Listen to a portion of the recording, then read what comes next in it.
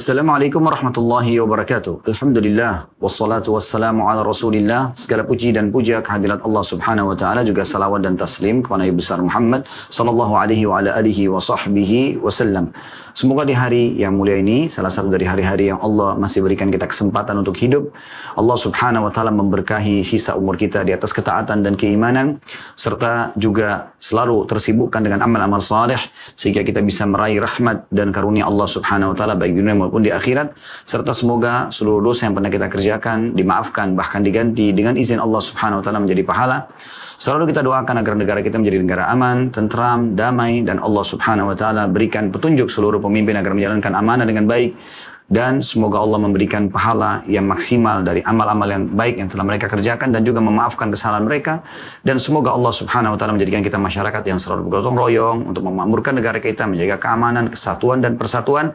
Dan semoga Indonesia selalu maju, sukses, dan juga semoga utang negara kita terlunasi dengan semudah-mudahnya dan penuh diberkahi oleh Allah Subhanahu wa taala. Dan semoga negara kita menjadi contoh bagi yang lainnya. Dan tentu saja teman-teman sekalian, kita berharap di awal pertemuan ini semoga Allah Subhanahu wa taala menyatukan kita di surga firdausnya tanpa hisab, yang disatukan dalam majelis ilmu yang mulia ini. Allahumma amin. Seperti biasa di hari Rabu kita akan melanjutkan siang hari pukul 12.30 waktu Indonesia Barat. Di saat sholat duhur kurang dari jam 12, maka kita akan mulai di 12.30. Tapi di saat waktu duhur jam 12 lewat, maka kita akan mulai pukul 13.00. Dan pada hari ini insya Allah kita akan mulai di 12.30 waktu Indonesia Barat, dan kita akan masuk lanjutan bahasan kita sekarang insya Allah di bab ke-92, bab kewibawaan dan ketenangan. Seperti biasa, sebelum masuk menjelaskan dan membaca dalil, tentunya kita akan coba dulu menanggapi tentang bab ini. Dalam Islam, seorang muslim dianjurkan untuk menjaga wibawahnya, nama baiknya, nama harumnya, martabatnya, kedudukannya.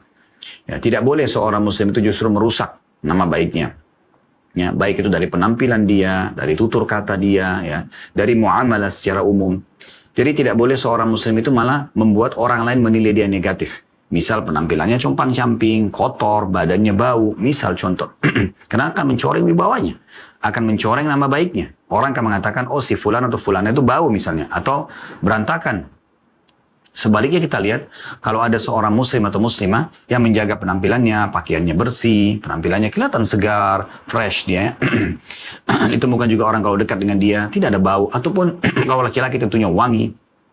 Nah, dibolehkan dia menggunakan parfum di luar rumah pun. Kalau wanita misalnya ketemu sama wanita atau dikunjungi di rumahnya, mereka juga merasa nyaman karena kebersihan dan kerapian. Kita selalu nyaman dengan orang yang bersih, rapi ya.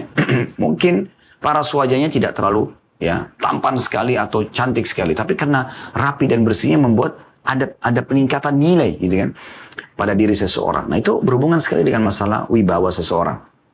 Begitu juga dengan tutur kata yang diucapkan misalnya. Kalau dari penampilan itu semua masuk ya, pakaian, masuk dalam sepatu, tas dan segala macamnya selama tidak ada pelanggaran agama. Begitu juga dengan tutur kata teman-teman sekalian. Pilihlah tutur kata yang tepat pada saat berkomunikasi dengan siapapun. Dimulai dari orang-orang terdekat. Dengan pasangan hidup misalnya, dengan kedua orang tua, dengan anak, dengan saudara, dengan ipar, dengan pembantu rumah tangga, dengan siapa saja. Ya, itu orang terdekat, kemudian orang-orang yang di luar sana. Kita berkomunikasi sama siapapun dengan menata tutur kata kita, ya, dengan memilih kosakata yang tepat, dipenuhi dan diselimuti dengan kesantunan dan kesopanan, sehingga orang merasa nyaman pada saat ngobrol dengan kita. Karena orang ini selalu bertutur kata yang baik, ya, sampai pada tingkat bercanda pun dibolehkan dalam Islam.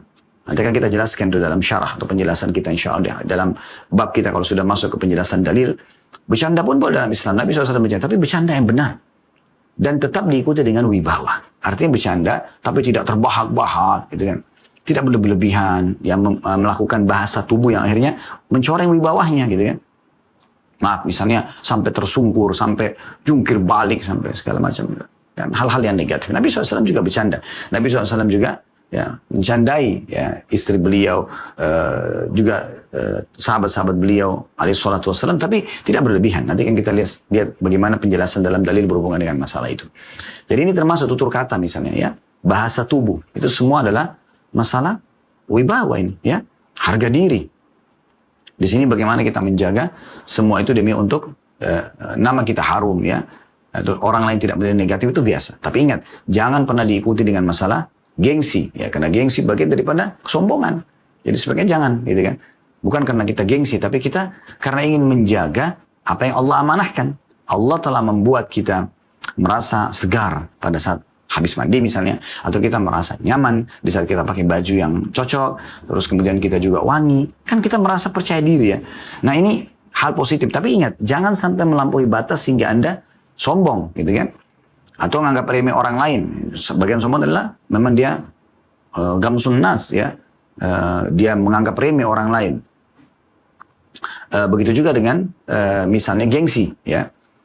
Ini dianggap, oh saya harus gengsi untuk menjaga wibawa. Itu keliru. Tidak bertemu antara, dalam Islam ya, antara wibawa dengan gengsi. Nggak bisa ketemu. Ya. Wibawa, nama baik. Ya. Kehormatan kita, jabatan kita, harta kita, keluarga kita, semua itu kita jaga demi untuk menjaga nama baik kita. Itu wibawa yang positif. Tapi kalau gengsi, berbeda. Ini bagian daripada sub bahasan dalam sombong. Yang ini berbahaya gitu. Ya, karena orang kalau karena gengsi tidak mau minta maaf, karena gengsi dia nggak mau ya menunjukkan keadaannya apa adanya, sehingga dia tampil berbeda dari yang sebenarnya. Misalnya dia untuk menunjukkan kalau dia orang kaya padahal dia orang miskin, ini kan tidak boleh kan gitu. Nah ini bukan pada tempatnya gitu. Jadi jangan pertemukan antara wibawa ini dengan gengsi, itu bukan ya. Tapi bahwa di sini adalah kita menjaga agar orang tidak sampai menilai kita negatif. Jadi jangan sampai melampaui batas sehingga masuk ke bab sombong ya. Demi wibawa saya kan orang kaya, dia orang miskin, udah saya nggak mau berteman. Itu tidak masuk dalam masalah ya. Wibawa itu dalam Islam menjaga nama baik, tapi tetap harus dikemas dengan perangkat-perangkat akhlak yang mulia seperti tawadhu, merendah. Nabi SAW mengucapkan salam kepada orang kaya dan orang miskin, anak-anak dan orang dewasa, laki-laki dan perempuan, tanpa membedakan mereka apakah ini orang kaya atau orang miskin gitu ya. Nabi SAW tetap mengemas, menjaga nama baik beliau, wibawa beliau dengan ya perangkat-perangkat akhlak yang mulia. Di antaranya tadi tawadhu. Karena kalau Anda lost control di sini, wibawa ini kan Anda ingin menjadikannya sebagai pegangan, sehingga dan Anda tidak kemas dengan pemahaman wibawa yang benar dalam agama, maka secara otomatis Anda akan melampaui batas, masuk ke bab sombong. Di antaranya tadi masalah orang gengsi, kalau dianggap orang miskin, padahal memang dia miskin gitu kan. Atau dia dengan gengsinya karena dia orang kaya, dia menganggap remeh orang lain. Ya. Orang lain itu berarti tidak selevel dengan saya misalnya. Nah ini berbahaya, ini keliru. Tidak bisa dihubungkan dengan wibawa di sini dalam gambaran agama Islam. Oleh karena itu Imam Nawawi rahimahullah masukkan dalam bab khusus, bab kewibawaan ini. Bagaimana seseorang hamba Allah yang muslim, yang mukminah, yang benar adalah mereka menjaga nama baiknya, mereka mengejar prestasi terbaik dunia, menjaga penampilannya, menjaga tutur katanya, ya muamalah dengan orang secara umum, mengejar prestasi terbaik ini juga penting ya. Mengejar titel terbaik di pendidikan misalnya, mengejar jabatan kalau Anda bisa naik di jabatan Anda di kantor, memperluas bisnis Anda misalnya, memperluas jaringan kerjasama Anda dan seterusnya. Semua itu boleh saja. Itu kan namanya menjaga wibawa kita ya, sehingga orang merasa oh si fulan pintar, si fulan sukses, si fulan kaya dan dermawan misalnya. Nah tapi semua itu dikemas dengan akhlak Islam ya, dengan akhlak Islam, tidak menganggap remeh orang lain, tidak melupakan hak ya orang lain di situ. Misalnya kalau kelebihan harta dia sedekahkan ya, dia diberikan amanah jabatan maka dia adil, dia amanah. Nah, itu semua yang kita maksudkan dengan bab wibawa ya. Kemudian juga di sini dikatakan bab kewibawaan dan ketenangan. Nah ini juga penting ya. Ini sebenarnya dua hal yang berbeda, tetapi umumnya orang kalau sudah memahami wibawa dalam agama Islam sebagaimana tadi kami jelaskan, yaitu untuk menjaga nama baiknya jangan sampai ada penilaian negatif, maka dia menjaga penampilannya, tutur katanya, ya muamalahnya, dia mengejar prestasi terbaik dunianya. Semua itu ya dikemas dengan ketenangan. Artinya tidak tergesa-gesa, ya, dengan kedewasaan, kebijaksanaan. Salah satu ciri orang beriman adalah mereka tenang sekali dalam menghadapi masalah atau sedang menikmati nikmat. Orang yang terbiasa membawa jiwanya tenang, makan pun kita lihat orang itu dengan sangat tenang. Tidak akan pernah tergesa-gesa. Kita temukan dia tenang. Ya. Kita melihat orang seperti ini, kalau diajak ngobrol, dia akan tenang untuk menangkap dulu apa yang diucapkan oleh lawan bicara, baru kemudian menanggapinya. Agar jelas apa yang sedang diinginkan oleh orang yang sedang diajak berbicara. Karena kalau kita buru-buru mengkat di tengah jalan, bisa saja membuat kita tidak paham apa yang dia inginkan, sehingga jawaban kita pun keliru misalnya. Ketenangan dalam memilih sesuatu, ya, misalnya memilih pakaian, memilih pekerjaan. Sampai dalam Islam ada istilah sholat istikharah. Supaya kita pada saat ada pilihan, kita tenangkan diri dulu.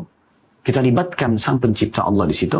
Kemudian setelah kita tenang, hati kita tenang, baru kita ambil keputusan. Kan begitu. Tapi poin ini teman-teman, jangan Anda bilang, oh kalau begitu Ustaz boleh orang lelet. Lelet beda ya. Lelet itu memang lamban ini bukan di situ. Jadi ketenangan maksudnya adalah tidak tergesa-gesa dalam mengambil sebuah keputusan sehingga membuat dia keliru dalam mengambil keputusan.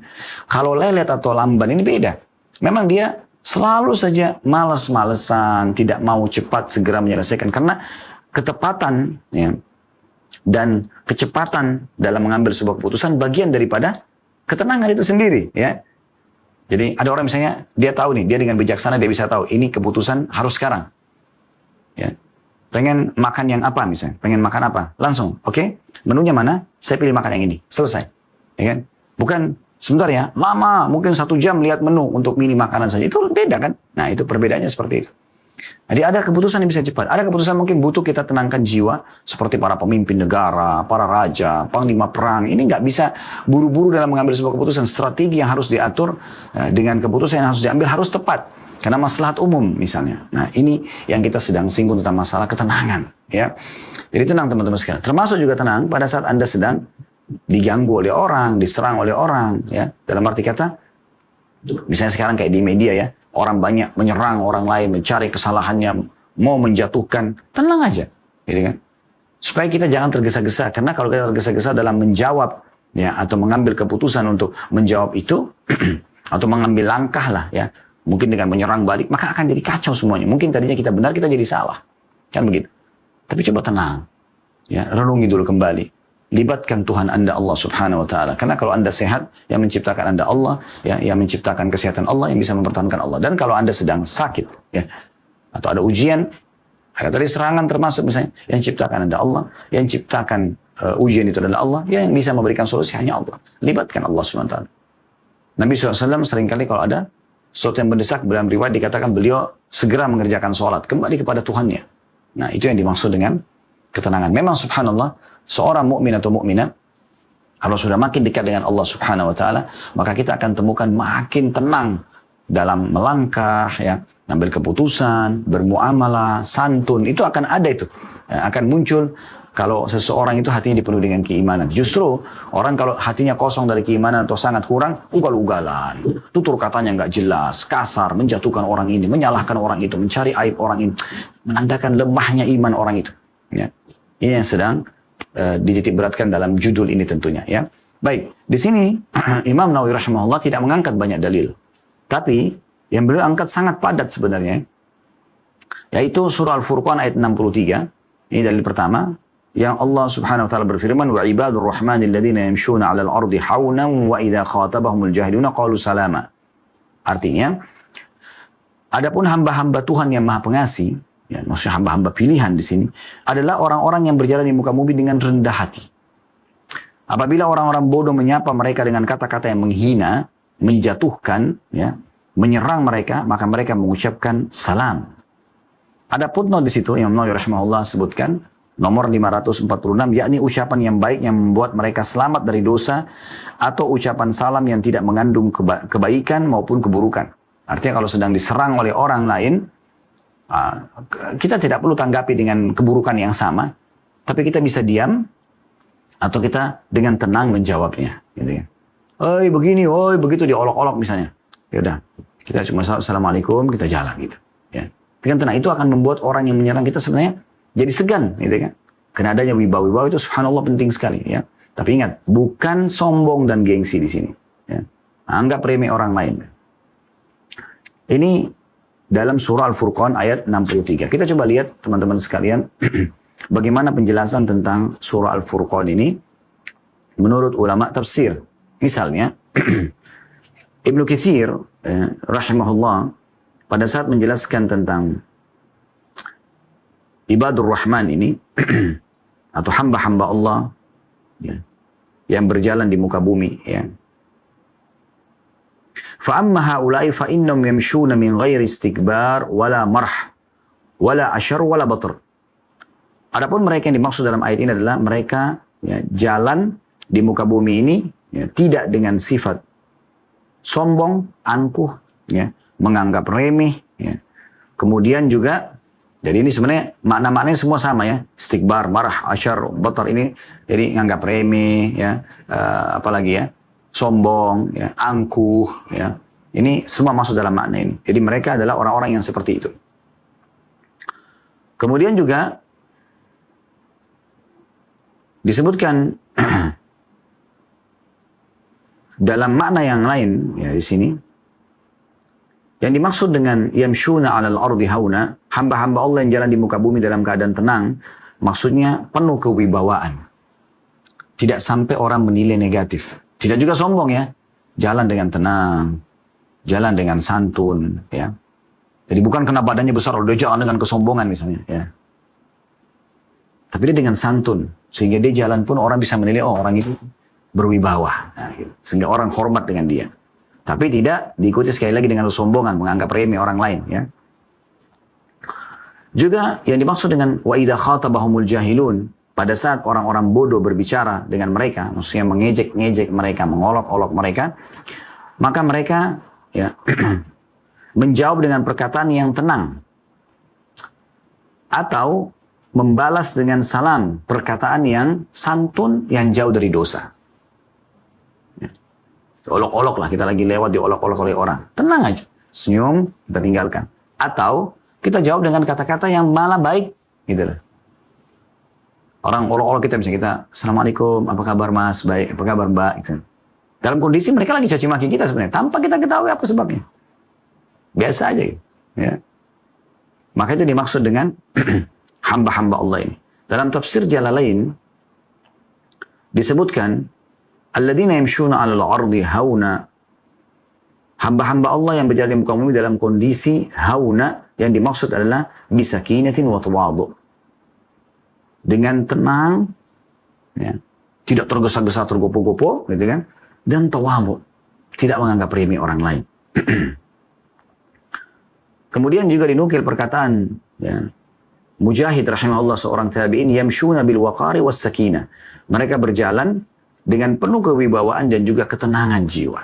Nah, jadi kan wibawa di sini menjaga agar jangan sampai orang menilai dia negatif, dan juga dengan tenang, tidak tergesa-gesa. Ada orang mungkin tampan atau cantik, tapi karena ketawa terbahak-bahak berlebihan, atau misalnya dia jalannya, ya, bahasa tubuhnya seperti orang yang ugal-ugalan, maka jatuh ketampanan itu, kecantikan itu hilang.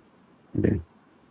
Dan subhanallah memang umumnya orang itu kalau sudah menjaga wibawahnya, pakaiannya rapi, tutur katanya rapi, maka pasti juga akan terjaga semua muamalahnya sama orang lain.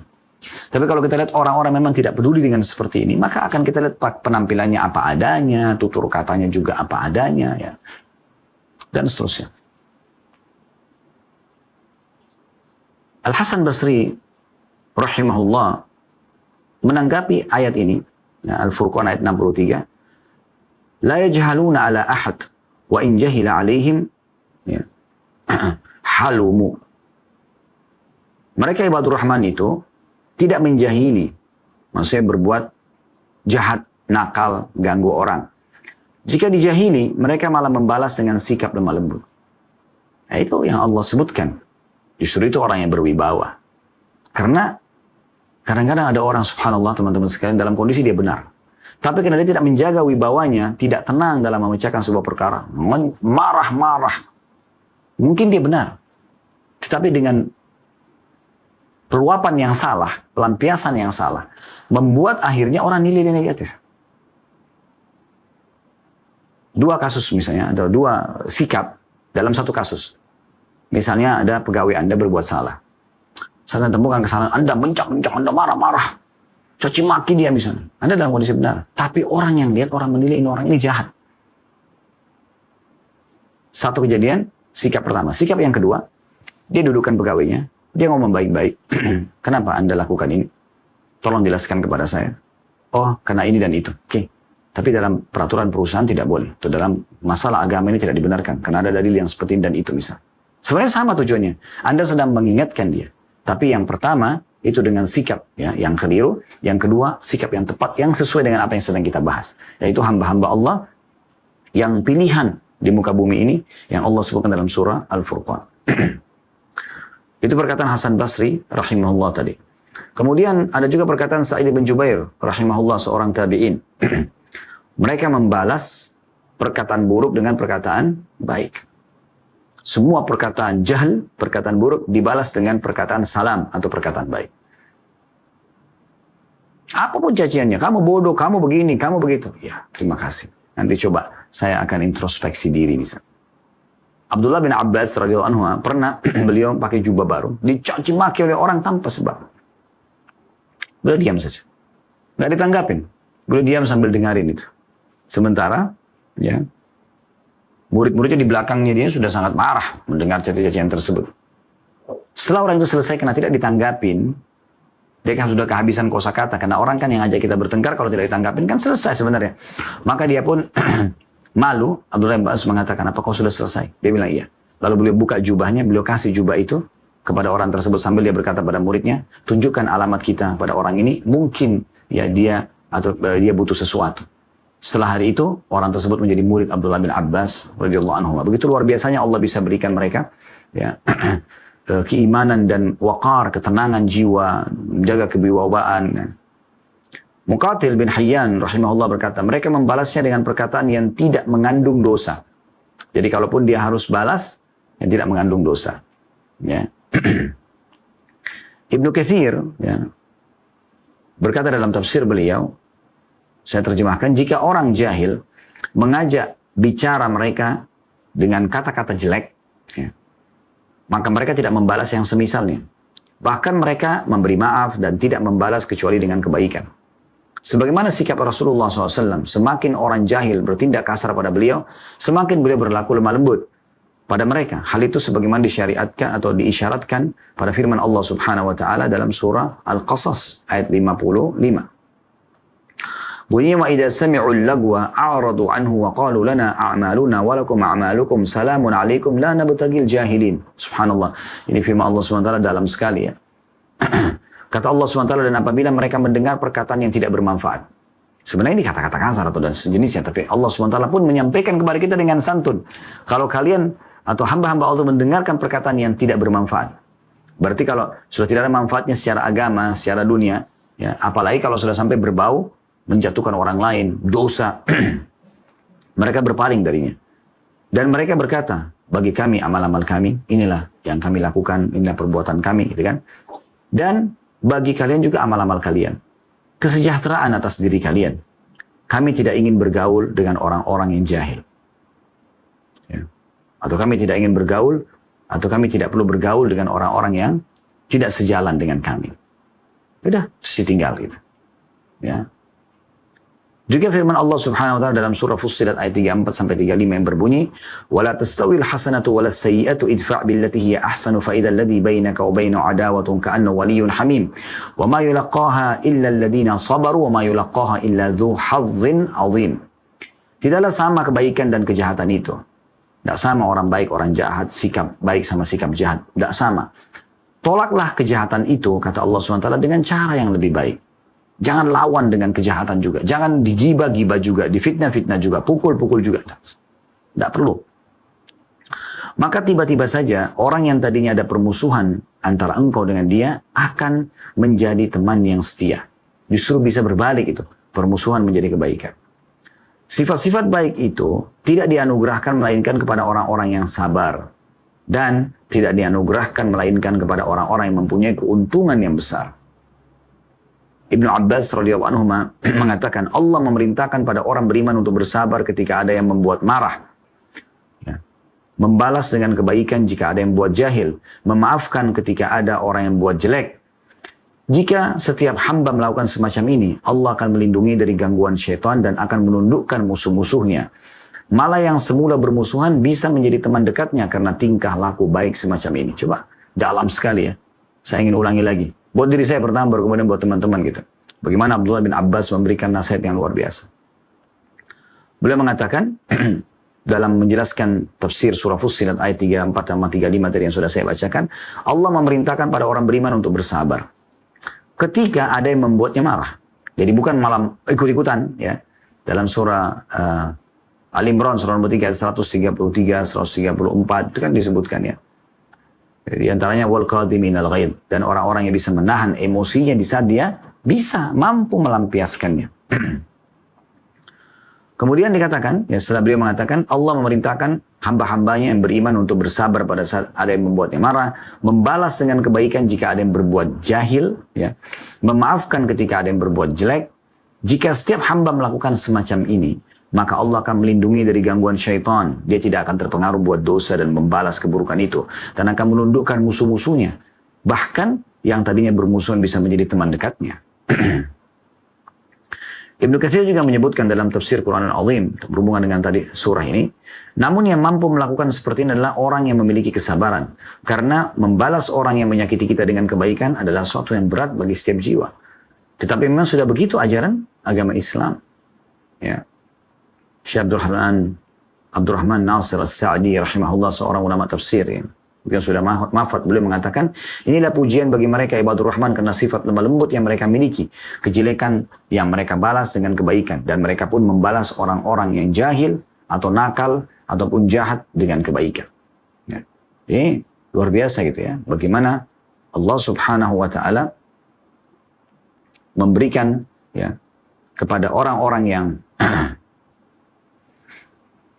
dipilih olehnya untuk menjadi hamba-hambanya yang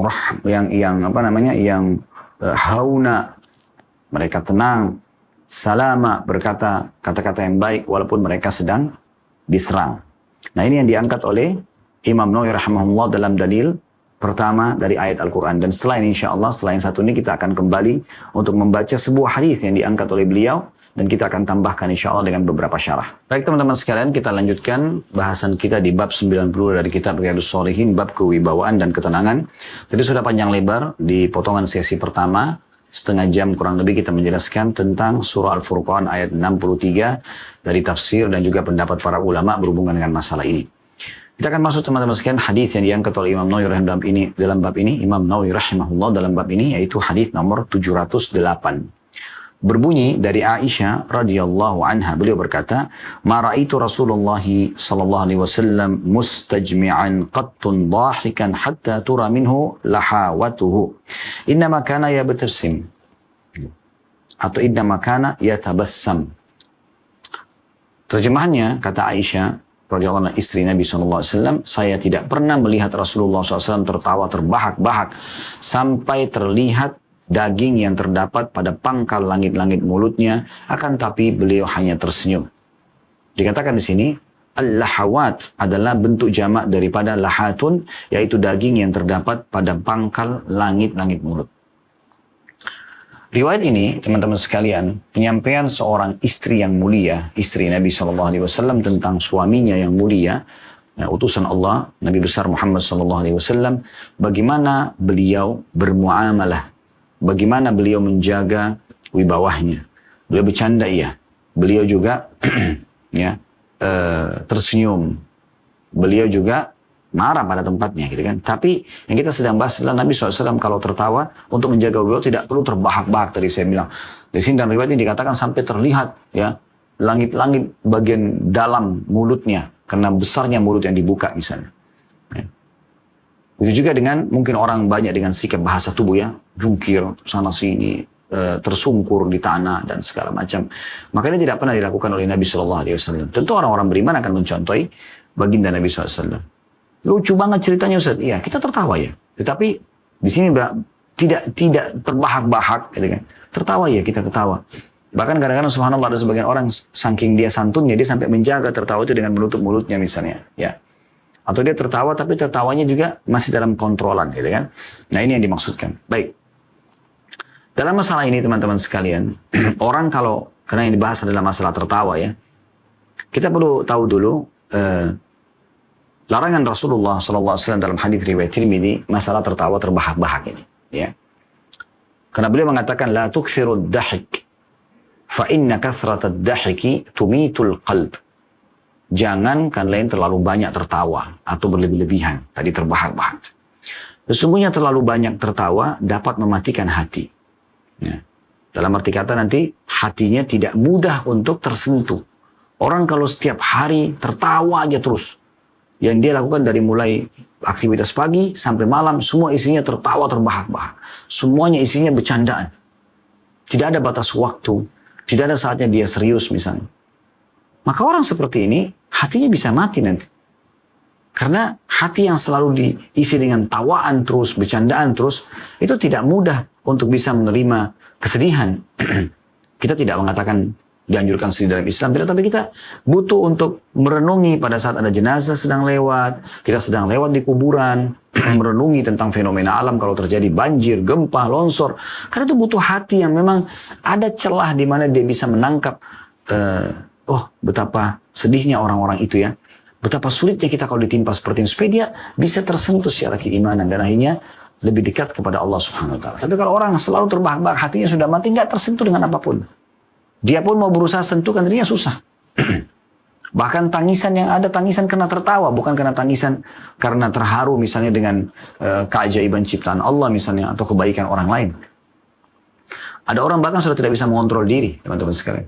Dia sampai pada tingkat atau level di mana kalaupun dia orang berbuat baik dengan dia, semua dijawab dengan bercanda. Orang lagi serius dengan bercanda. Ini bukan pada tempatnya.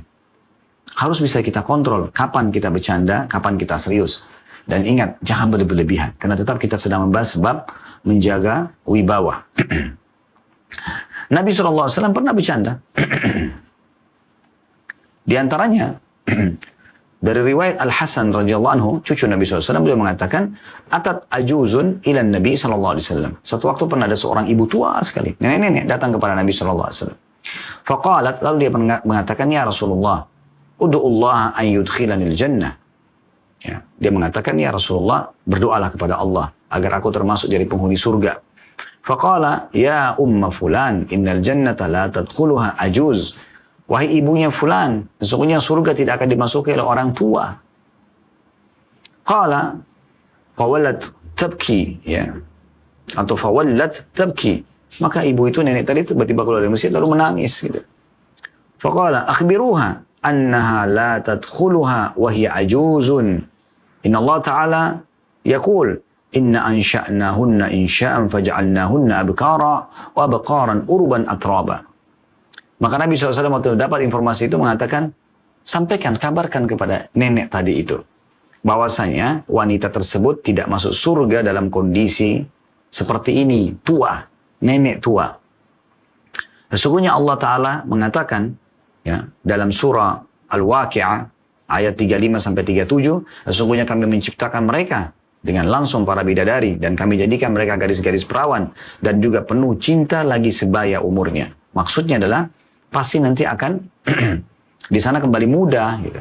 Nah, Nabi SAW sini bercanda dengan wanita tadi itu, ya, dengan tujuan sebenarnya menghiburnya gitu kan. Tapi ibu itu tiba-tiba merasa sedih, dia pikir dia tidak akan masuk surga.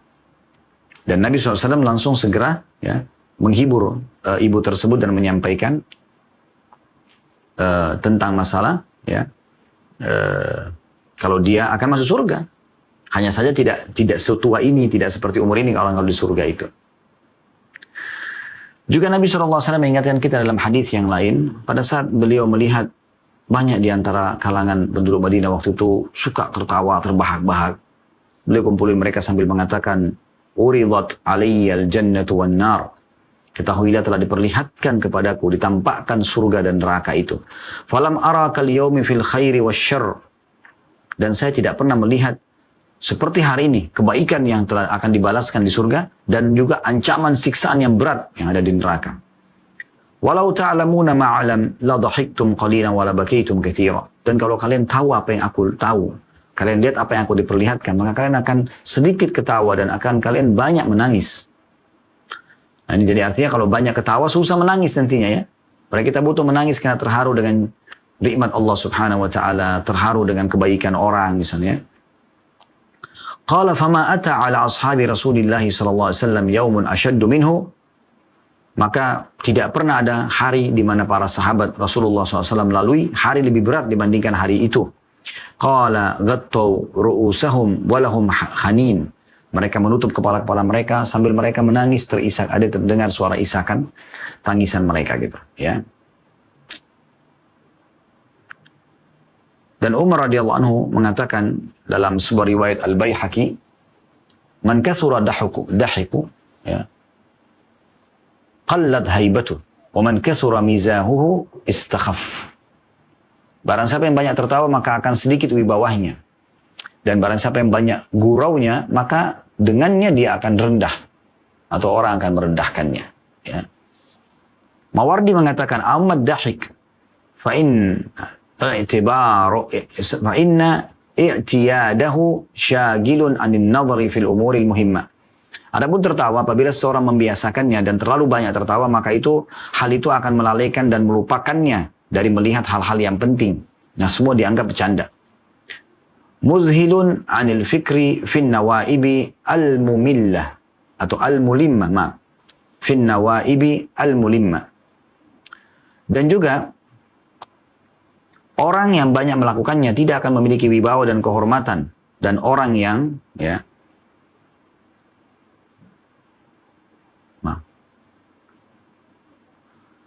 maka hal itu akan melalaikan, melupakan dari melihat hal-hal penting, dan orang yang banyak melakukannya tidak akan memiliki wibawa dan kehormatan. Walaysa liman aktsara minhu haibatun wala waqar wala liman wusima bihi khatarun wala miqdar. Dan orang yang terkenal dengan hal itu tidak akan memiliki kedudukan dan juga martabat. Ya. Ini dinukil dari Mawardi rahimahullah. Jadi memang subhanallah, menjaga hal-hal seperti ini penting sekali. Ya, jangan sampai orang menilai keburuk atau menilai buruk terhadap diri kita, ya. Namun bercanda sekali lagi dibolehkan, bukan tidak boleh, ya. Tetapi tentu pada hal-hal yang tidak melanggar syariat dan berlebihan. Iz bin Abdussalam rahimahullah mengatakan, kurang lebih terjemahan, jika ada yang bertanya bagaimana pendapat kalian tentang bercanda, maka kami akan menjawab bercanda boleh bila menimbulkan rasa nyaman, tidak menghina orang lain. Baik itu bagi orang yang mengajak bercanda, atau bagi orang yang diajak bercanda, atau kedua-duanya. Imam Nawawi juga mengatakan rahimahullah, senada dengan itu dalam kitab Azkar beliau, di halaman 581, ya, bahwasanya tidak masalah, ya, bercanda dengan tujuan untuk kebaikan, dan untuk menghibur, ya, orang yang sedang diajak ngobrol, serta juga mencairkan suasana. Itu tidak dilarang, bahkan bercanda seperti ini mustahab, atau bisa dikatakan masuk dalam bagian sunnah. Sebagaimana hadis yang masyhur dari sahabat Abu Hurairah radhiyallahu anhu, hadis yang diriwayatkan Tirmidzi. Abu Hurairah berkata, "Qalu ya Rasulullah innaka tudaibuna." Wahai Rasulullah, Anda bercanda dengan kami. Kata Nabi SAW, "Qala na'am, ghaira anni la aqulu illa haqqa." Betul, tetapi aku tidak pernah ucapkan kecuali yang benar saja. Ya. Jadi Nabi SAW pun bercanda. Tetapi beliau tidak mengucapkan kecuali yang baik saja. Pernah ada sahabat datang kepada Nabi SAW, lalu dia meminta bantuan tunggangan. Saya pengen transportasi. Maka Nabi SAW mengatakan padanya, "Aku akan membawamu dengan anak unta." Ya. Laki-laki itu berkata, "Wahai Rasulullah, apakah bisa anak unta memikulku?" Nah, bagi dia anak unta kecil. Lalu Nabi SAW balik kepada sahabat itu sambil tersenyum dan mengatakan, "Apakah ada unta yang tidak dilahirkan oleh induk unta?" Maksudnya, anak unta pun yang boleh maksudkan adalah sebenarnya unta dewasa. Tapi boleh sambil bercanda dengan sahabat tersebut. Ini ada. Ya. Nabi SAW melakukan itu. Tetapi Nabi SAW, sebagaimana Ibnu Hajar rahimahullah mengatakan, candaan bersih dari segala yang dilarang dalam agama. Gitu kan. Dan juga menghibur dan mencairkan suasana, ya, yang ada di sekitar seseorang muslim itu. Jadi memang ini dibolehkan dalam agama Islam, tapi ingat jangan sampai berlebih-lebihan. Nah, itu yang dimaksudkan, karena beberapa riwayat menjelaskan Nabi SAW melakukan perbuatan tersebut. Ya.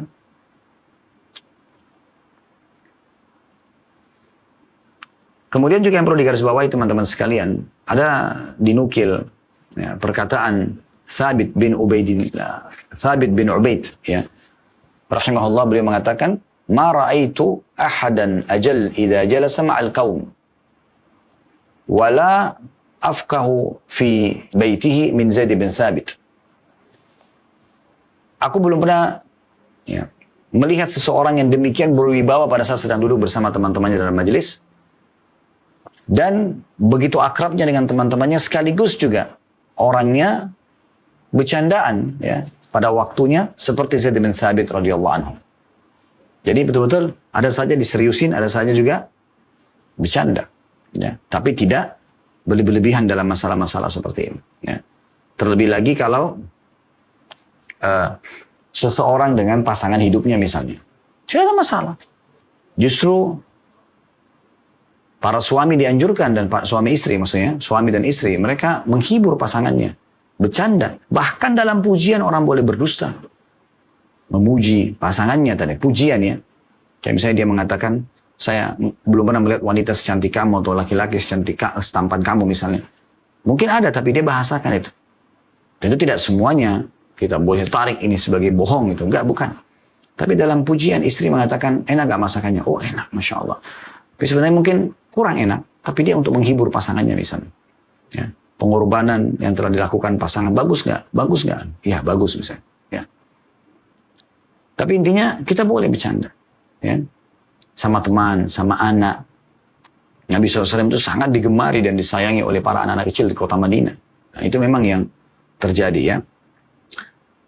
Dan Nabi SAW sudah mengatakan itu ya. Kullu syai'in yahlu bihi ar-rajulu batil illa fi thalatha. Apa saja yang dibuat sia-sia oleh seseorang itu dianggap ya, hal yang batil. Akan ada dipertanyakan oleh Allah SWT pada hari kiamat. Kecuali 3 hal. Ramiyur rajulu biqausi, seseorang belajar memanah, melempar anak panahnya. Walaupun dia ambil waktu yang lama, maka tidak akan dihitung sia-sia. Wa ta'dibu farasa, ya, wa ta'dibihi farasahu, dan dia melatih kudanya atau dia berlatih kuda, wa mula'abatuhu ahlahu, dan juga dia bercanda dengan keluarganya.